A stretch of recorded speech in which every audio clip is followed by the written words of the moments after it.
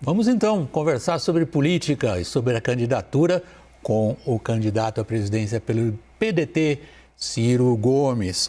Candidato, obrigado pela presença aqui no nosso estúdio. Estamos separados, seria um prazer tê-lo aqui comigo junto à bancada, mas os protocolos sanitários agora são muito estritos. Meu boa noite, meu obrigado. E logo minha primeira pergunta, candidato.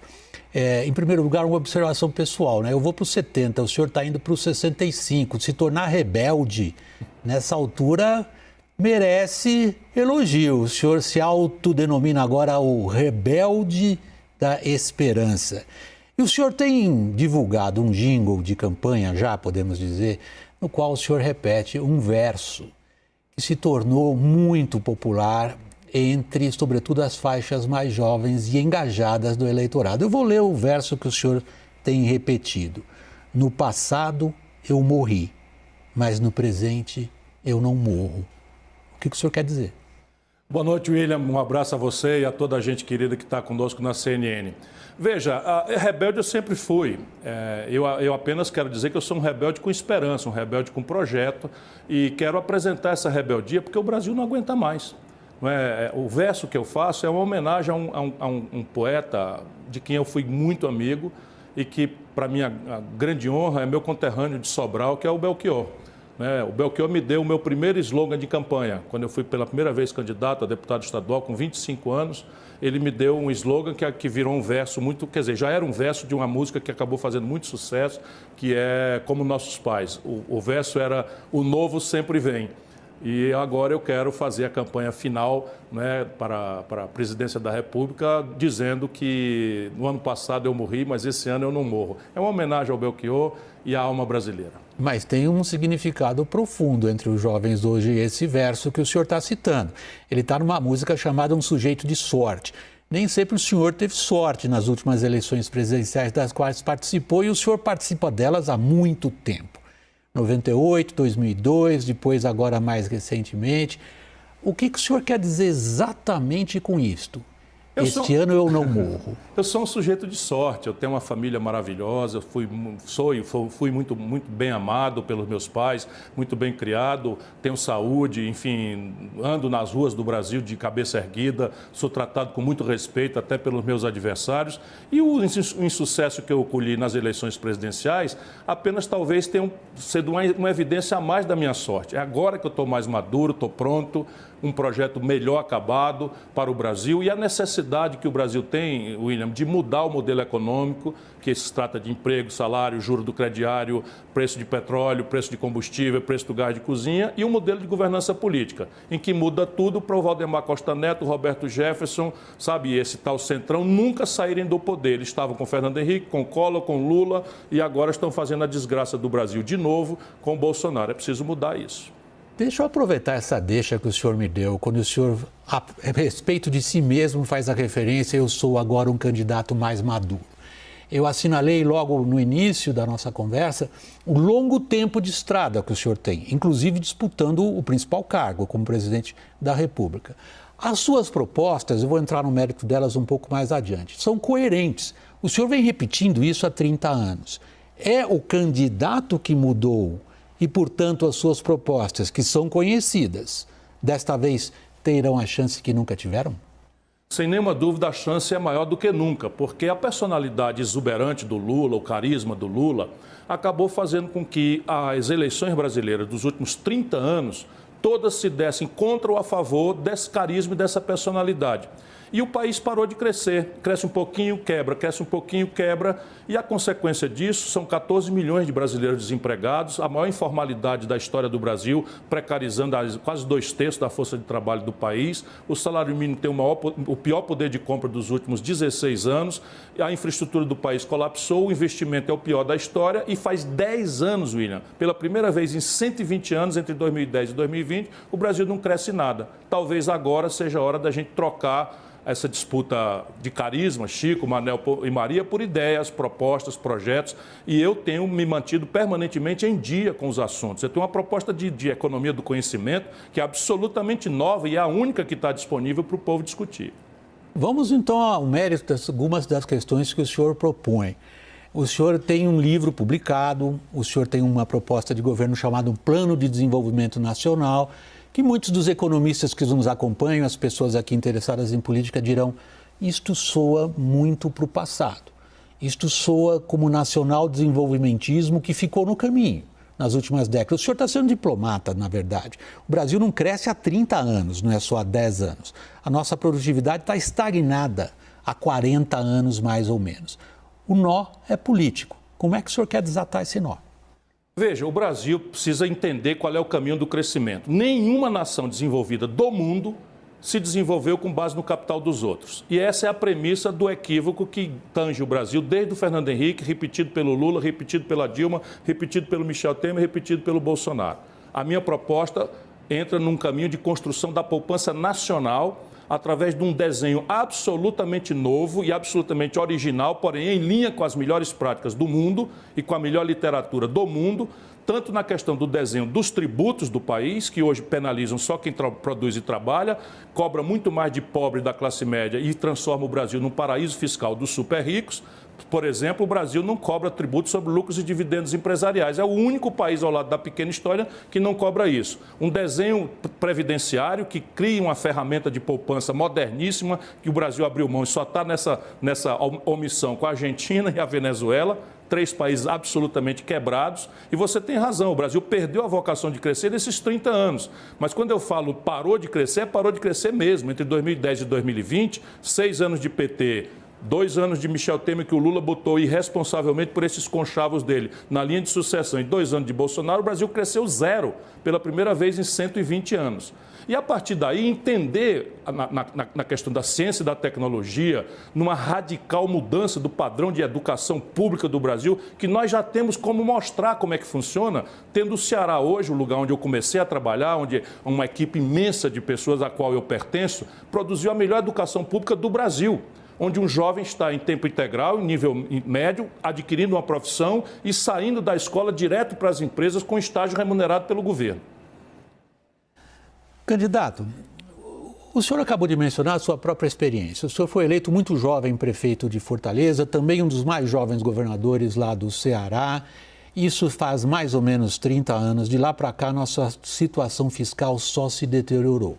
O senhor acabou de apontar, e me parece com toda a propriedade, como a ausência de poupança prejudica qualquer perspectiva de investimento. E qualquer um sabe que sem poupança e sem investimento não há crescimento. Só que a situação fiscal se tornou de tal maneira grave que poucas escolhas o senhor terá como presidente, caso eleito pelo povo brasileiro, a não ser atacá-la em primeiro lugar, ou não? Sem nenhuma dúvida. A velha esquerda que o PT representa não tem noção clara de que a forma de alguém progressista interferir na vida do povo, melhorar a vida do povo, qualificar o desenvolvimento, gerar emprego, melhorar os serviços públicos, é a saúde das contas do governo.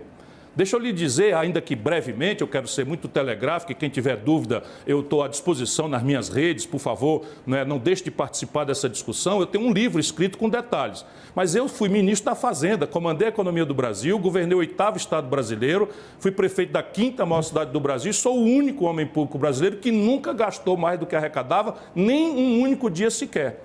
E é isso que eu vou fazer, William. Está bem planejado um modelo completo de reestruturação das finanças brasileiras. Veja aí, rapidamente, para a gente não perder tempo. Eu vou cortar 20% de todas as renúncias fiscais abusivas. O que é isso? Salmão, filé mignon e queijo suíço estão dispensados de pagar PIS/COFINS na cesta básica do Brasil, por pura fraude e picaretagem. Eu, com isso, acabando essa picaretagem, que é só um exemplo que eu estou dando, eu conheço lugar para tirar aí 70 bilhões. Mas nessa aí eu acho 8. Com 8 bilhões eu boto 1 milhão de crianças brasileiras das nossas periferias numa creche em tempo integral, como nós estamos universalizando na minha cidade, em Sobral, e vamos avançar também para universalizar no Ceará. O Brasil vai cobrar comigo o que eu já cobrei como ministro da Fazenda, imposto sobre os superlucros. Lucros e dividendos empresariais, só o Brasil e a Estônia não cobram. Aqui eu arrecado mais 60 bilhões de reais por ano. O Brasil comigo cobrará um tributo sobre grandes patrimônios, grandes fortunas, de 50 centavos a cada 100 reais de fortuna, 50 centavos, apenas e tão somente das fortunas acima de 20 milhões de reais. atinjo 58 mil brasileiros e arrecado mais 50 bilhões de reais. Pronto, William, acabou o déficit. Só que se nós juntarmos esses 200 bilhões de reais com esse tipo de engenharia institucional que absurdamente se introduziu na Constituição brasileira, entre elas o teto de gastos, eu vou fazer esse sacrifício para jogar dinheiro no saco sem fundo da dívida. E aqui está a grande chave da única pessoa que está propondo uma mudança radical nessa rendição que o Brasil tem há 30 anos ao sistema financeiro e aos seus lucros abusivos. Combinaria com o seu slogan atual, rebelde da esperança. Sim, senhor. Precisará de uma enorme dose de rebeldia, Ciro, considerando o imbróglio político-institucional a qual o senhor já se referiu 4 vezes na nossa conversa. Em algumas dessas referências, o senhor foi com o dedo acusador em direção a importantes caciques do Centrão. Todos sabemos, e a sua experiência política seguramente lhe diz isso também, que caso eleito presidente, o senhor não governa se não estabelecer alguma forma ou alguma fórmula de entendimento com essas forças políticas que, em relação aos seus adversários, o senhor disse, são das mais sórdidas do país. Com quem que o senhor pretende se coligar? Eu vou governar com quem o povo eleger. Eu sou talvez o único candidato que, com toda franqueza e transparência, que é o meu estilo, afirma isso. Então eu vou governar com quem o povo eleger. Entretanto, antes disso acontecer, eu vou pedir ao povo que, ao votar em mim, não vote na minha personalidade, não vote no Chico, no Manel, na Maria, no Lula, no Bolsonaro, no Ciro, ou seja lá em quem for. Exija de todos nós uma ideia, uma proposta, porque isso, William, é que antecipa a força que nós temos que mudar esse modelo de governança política, cujo fracasso é certo. Escute aqui, veja a democracia, continuarei sendo o mais breve possível. O Collor foi cassado, governou com essa gente. O Fernando Henrique e o PSDB nunca mais ganharam eleição nacional, governou com essa gente. O Lula foi parar na cadeia, governou com essa gente. A Dilma foi cassada, governou com essa gente. O Michel Temer saiu pela porta dos fundos, governou com essa gente. E o Bolsonaro está desmoralizado, governando com essa gente. Ou seja, por esse caminho é certo o fracasso. Como é que nós vamos fazer então para resolver o problema? Eu tenho escrito o itinerário. Primeiro, propor antes, eu acabei de dizer aqui que vou cobrar imposto dos super ricos. Se o povo votar em mim, eu estou dizendo que vou cobrar imposto dos super ricos. Portanto, o deputado que se eleger estará elegendo uma decisão programática para além de uma liderança para o país. Eu vou propor as reformas num pacote só. Vai ser uma revisão constitucional toda coerente, vai reconstitucionalizar o Brasil numa iniciativa só. Vou propor nos 6 primeiros meses, coisa que ninguém fez. Fernando Henrique teve a oportunidade de ouro, não mudou nada. Lula passou 30 anos praticamente mandando no Brasil, de dentro ou de fora do poder, só deixou no Brasil a tomada de 3 pinos. Não mudou uma instituição sequer e está aí, o povo perdeu tudo que ganhou com ele e ele agora quer que o povo esqueça, como nós vimos no noticiário, que ele é o responsável por esses conchavos dele e por essa ambição desmedida de poder que ele tem pelo poder. Ele quer fazer de conta que a Dilma não foi uma cria dele, uma imposição dele pela popularidade generosa que ele teve e tem ainda em parte importante da população brasileira. Mas a chave disso são 2 coisas para mudar.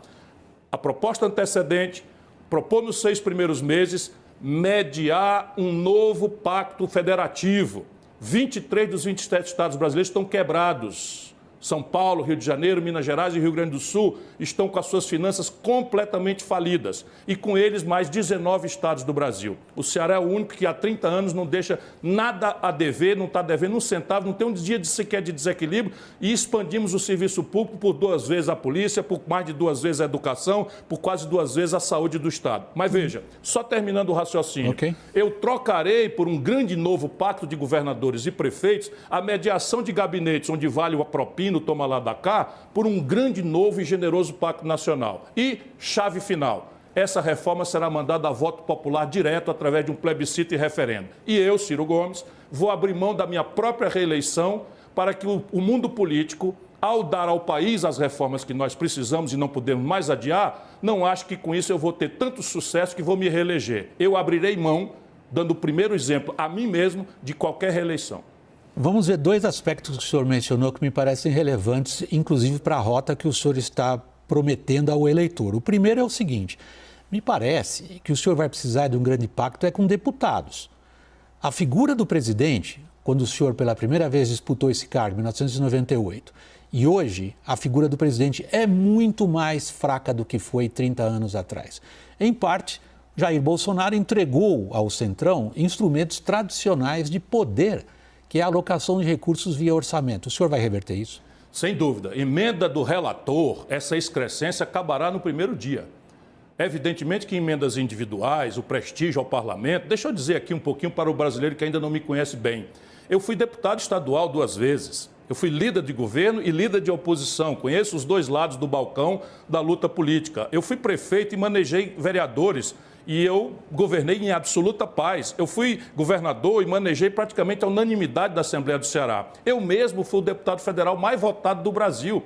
Conheço boa parte dessa gente com grande intimidade. Fui colega do Ciro Nogueira, até do Bolsonaro eu fui contemporâneo na Câmara Federal. Eu sei bastante bem que não é necessário que o governo se renda a esse itinerário de corrupção, de ladroeira, de fisiologia. Por quê? Porque isso é o caminho do desastre. Eu vou dizer de novo, o Lula foi para a cadeia, o Fernando Henrique nunca mais o PSDB ganhou eleição nacional, o Collor foi cassado, a Dilma foi cassada. Eu vou ser o presidente que vou restaurar a autoridade da presidência da República no Brasil.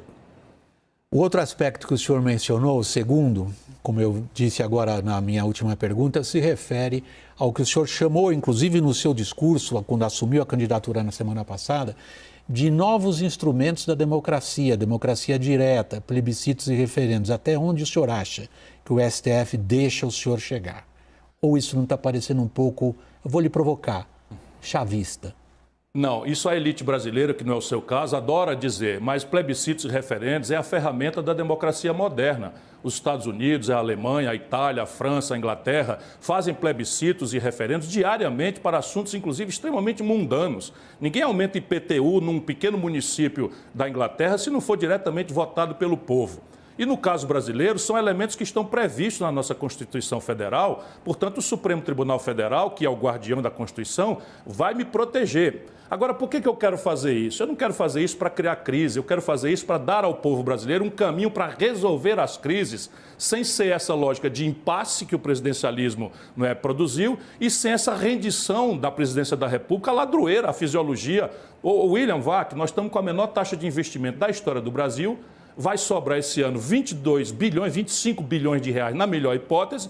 O Bolsonaro entregou 20 bilhões para a tal emenda do relator, que é um orçamento secreto, que a imprensa brasileira fala, onde, claro que há muitas exceções, mas por regra, estão roubando 40%. Eu vou para o poder para mudar isso. Isso é o que me separa do Lula, do Bolsonaro e dessa gente que não tem proposta para o Brasil e que quer que o povo vote só no Chico, no Manel, no carisma, na picanha, na cerveja, na defesa da família, contra o comunismo. Não é possível que a gente, vote no Bolsonaro para protestar contra a contradição do Lula e do PT, da corrupção e da crise econômica, e agora vai votar no PT e no Lula para se livrar do Bolsonaro. Pelo amor de Deus, Brasil, vamos dar uma chance a uma coisa nova. Vamos arredondando então a nossa conversa, indo para o final dela, candidato, falando um pouco da sua tática eleitoral. O seu discurso, longo discurso, 46 minutos, quando o senhor assumiu a candidatura na semana passada, em boa parte, se poderia dizer, seria o discurso de um tradicional partido de esquerda. De quem o senhor pretende tirar votos para chegar no segundo turno? Do Lula?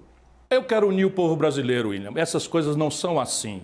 Claro que a elite brasileira quer antecipar e quer resolver a eleição nos gabinetes, fazendo as tratativas, os grandes conchavos. Você veja, o Lula acusou o Alckmin e vice-versa a vida inteira de ser o lado um, dizendo que é o lado oposto do outro. Percebe? E agora se acham absolutamente autorizados a se reunirem, não por um projeto que ninguém conhece, porque se houvesse aí uma mesa onde todos nós sentássemos para fazer um grande acordo para mudar o Brasil, eu me convido para estar nessa mesa. Não é um conchavo para tirar o povo da jogada. E isso eu não vou aceitar. Então eu vou falar para todos os brasileiros com a intenção de reconciliar a nação brasileira. Chega de ódio. Nós precisamos combater a corrupção, nós precisamos celebrar um novo modelo de desenvolvimento, nós precisamos nos lembrar que hoje tem 70, 80 milhões de pessoas ou desempregadas ou trabalhando 70, 80 horas semanais sem nenhum direito na precarização. E nós precisamos nos lembrar que 129 milhões de pessoas hoje, no país que mais produz comida no mundo, vão morrer com o estômago, vão dormir com o estômago roendo, porque não comeram o suficiente nesse país. O senhor, a minha pergunta, né, se o senhor imagina que dentro da sua tática eleitoral lhe traria maiores benefícios eleitorais roubar eleitores do Lula, o senhor fez digamos, o senhor trouxe bons pontos do seu programa. Agora, a outra pergunta é pelo outro lado. O senhor vê Bolsonaro no segundo turno como seu adversário? Não vejo. Evidentemente que é um palpite. Eu não consigo ver o Bolsonaro nas eleições. Eu, tenho dúvida de que ele persistirá como candidato. E a minha tese é simples das pessoas entenderem. A reeleição é uma coisa tão deformadora do processo democrático brasileiro, foi uma das tragédias que se introduziu nos costumes do Brasil, que ela, na prática, é um plebiscito no mandato de 8 anos. É um plebiscito que acontece no meio de um mandato de 8 anos. E o Bolsonaro conseguiu a proeza de ter um plebiscito hoje de 75% a 80% do povo contra ele, que tem 20% a 25%. Ora, será que ele, com a personalidade que ele tem, vendo que isso lá para julho, quando as coisas de fato começarem a se definir, nosso povo começar a se ligar no processo eleitoral, porque hoje está todo mundo se virando, acordando de madrugada para procurar emprego, se virando nos 30 para comer, para pagar aluguel, com 63 milhões de pessoas humilhadas no SPC, tudo que não passa na cabeça do nosso povo é política e eleição. Porém, o Bolsonaro ali por julho, será que vai se manter candidato? Eu duvido, e depende do povo. Se o povo continuar fazendo o que nós temos que fazer, mostrar que ele mentiu, nos enganou e que ele produziu a volta do Lula e do PT, inclusive com o dedo no nariz, que faz com que a gente esqueça da ladroeira, meu irmão, o Palocci devolveu 100 milhões de reais. Tudo bem que o Moro trocou os pés pelas mãos, fez tudo errado e eu denunciei na época. Mas o Palocci era o braço direito do Lula, fundador do PT. Ele devolveu 100 milhões de reais confessando que roubou. Se isso for verdade, o dinheiro está no cofre do governo, não é possível que a gente esqueça que isso aconteceu. Minha última pergunta, a derradeira promessa é a última. É pouco ou é muito tempo até julho? Olha, no Brasil é o tempo do mundo todo. Por quê? Veja, eu fui candidato em 2018. Sabe, nessa época, janeiro de 2018, quantos brasileiros, eu inclusive, davam um centavo furado pela notícia de que o Bolsonaro ia ser o presidente do Brasil? Ninguém. Ninguém. De repente aconteceu uma facada, o Bolsonaro teve o pretexto para não ir nos debates, o Lula mentiu que era candidato de dentro da cadeia, trocou a candidatura mentirosa dele por um camarada que tinha perdido a eleição em São Paulo no primeiro turno, tirando 16% dos votos, perdendo em todas as urnas, escolheu para ser o cara que é marcado para perder. Por quê? Porque queria que o Brasil se desastrasse e o cenário de todo mundo esquecer as contradições que produziram o Bolsonaro, cuja responsabilidade central é do senhor Luiz Inácio Lula da Silva. Vamos ver o que vai acontecer. Você acha que o Lula vai passar assim, como ele está passando, só na lambança, picanha, cerveja, conchavo para cá, conchavo para lá, juntar o Alckmin e o Boulos em São Paulo? Conferir, só se eu não conhecer bem o Brasil.